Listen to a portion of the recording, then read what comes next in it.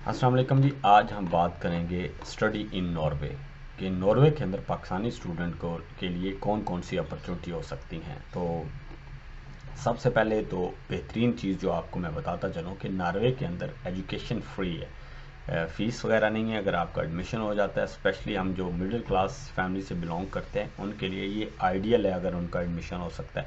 सिर्फ आपको अपने लिविंग एक्सपेंसेस वगैरह बियर करना पड़ेंगे। तो लेट्स सी के क्राइटेरिया क्या है। ये जो इन्फॉर्मेशन आपके साथ मैं शेयर कर रहा हूँ, इनमें से कुछ इन्फॉर्मेशन मैंने ली है, एक डॉक्यूमेंट क्रिएट किया है। उन साहब का नाम है अदील हनीफ। ये एडमन है पाकिस्तानी इन Norway, Pakistani student in Norway की। बड़ा बेहतरीन डॉक्यूमेंट इन्होंने जो है वो बनाया, तो उसमें से कुछ इन्फॉर्मेशन आपके साथ मैं शेयर कर रहा हूँ। और मास्टर, पहले तो मैं आपको कहूँगा कि अगर आपने नॉर्वे में एडमिशन लेना है तो मास्टर प्रोग्राम में लीजिएगा, क्योंकि बैचलर प्रोग्राम के अंदर ज़्यादातर नॉर्वेजियन लैंग्वेज में है, तो वो आपके लिए शायद वो रेलिवेंट ना हो आपके लिए, और आपके एक्सपेंसेस भी ज़्यादा हो जाएंगे और एजुकेशन में भी थोड़ा सा मसला हो सकता है। तो आप कोशिश करें मास्टर में एडमिशन लें, क्योंकि मास्टर की एजुकेशन जो नॉर्वे में है वो इंग्लिश के अंदर है। तो क्राइटेरिया क्या है जी, HEC से या रेलिवेंट जो अदारे हैं इंजीनियरिंग के, मेडिकल के हैं, उनसे 16 ईयर्स की रेलिवेंट आपकी तालीम हो।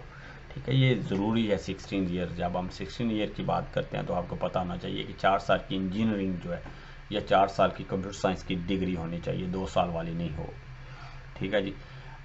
इसी तरह आपको नॉर्वे के अंदर एडमिशन लेने के लिए जो है वो आइल्ट्स का मतलूबा बैंड आपका जो है वो लाजमी आपने उसके अंदर स्कोर करना है, आइल्ट्स का जो है।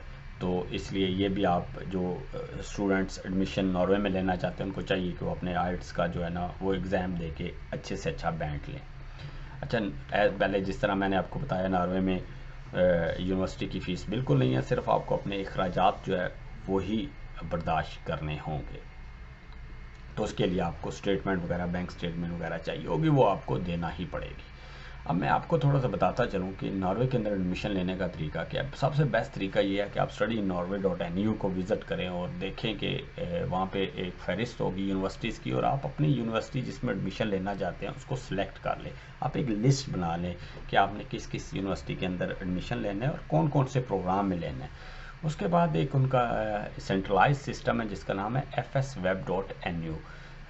ये उस तरह का सेंट्रलाइज सिस्टम नहीं है जो स्वीडन के लिए है। स्वीडन के अंदर यूनिवर्सिटी एडमिशन डॉट एस की तरह नहीं है। उसके जो स्वीडन में भी लोग एडमिशन लेना चाहते हैं वो यकीनी तौर पे मेरे इसी चैनल के ऊपर कुछ वीडियो हैं स्वीडन में एडमिशन लेने की, वो देखें। और लेकिन ये जो fsweb.nu है, इसके अंदर हर यूनिवर्सिटी के साथ इनका कनेक्शन है इसका, और हर यूनिवर्सिटी पे जाके आपको इनफरादी अकाउंट बनाना पड़ेगा और as a international applicant register होना पड़ेगा, और फिर जो है वहाँ पे हर यूनिवर्सिटी में आपको सेपरेट जो है आपको एडमिशन के लिए अप्लाई करना पड़ेगा, और फिर वहाँ पे ही आपको डॉक्यूमेंट्स वगैरह भी अपलोड करना पड़ेंगे।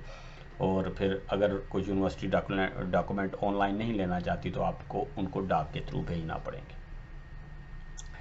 कीप इट माइंड कि यूरोप की किसी यूनिवर्सिटी में एडमिशन लेने से पहले आपके तमाम डॉक्यूमेंट जो है वो HEC से या फॉरेन ऑफिस से या रेलिवेंट अदारों से अटेस्टेड होने चाहिए। ठीक है जी। अब आपको जब यूनिवर्सिटी एडमिशन मिल जाता है आपको, तो उसके बाद यूनिवर्सिटी क्या कहेगी कि आपको अपने बैंक अकाउंट में 1 साल के अखराजात का ट्रांसफ़र का कहेगी।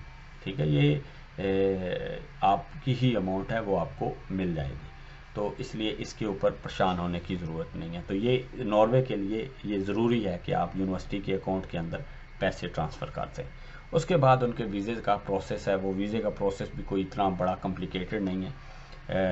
क्या है कि आप UDI.nu पे जाके स्टूडेंट वीज़े के लिए लॉगिन क्रिएट करते हैं, जो स्टेप हैं वो आप सारे करते हैं, उसके बाद आप वीज़ा फ़ी पे करते हैं और उसके बाद आप वीज़े के लिए अप्लाई करते हैं।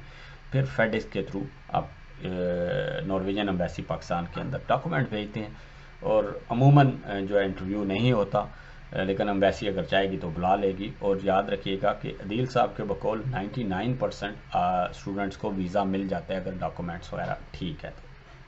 ठीक है जी, ये चीज़ें हैं एडमिशन लेने के लिए। तो क्या कहते हैं, उसके बाद जो अकोमोडेशन वगैरह के लिए है कि यूनिवर्सिटीज़ अमूमन अकोमोडेशन ऑफ़र करती हैं, तो यूनिवर्सिटी के करीब आपको अकोमोडेशन वगैरह भी मिल जाती है। नॉर्वे के बारे में उन्होंने थोड़ी सी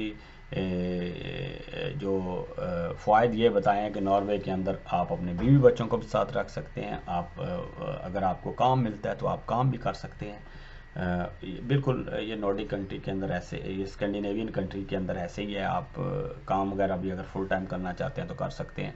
اور اسی طرح تھوڑی سی تلخ حقیقتیں بھی ہیں ان ممالک کی، کہ موسم بہت سرد ہے یہاں پہ، دن اور رات جو ہے وہ سم ٹائم 6 مہینے دن اور 6 مہینے رات رہتا ہے، لوگ بھی کم ہیں، اگر آپ کسی چھوٹے شہر میں ایڈمیشن ہو جاتا ہے سوشلائزیشن کی پرابلمز ہو سکتی ہیں، تو یہ تھوڑی سی تلخ حقیقتیں ان ممالک کی ہیں۔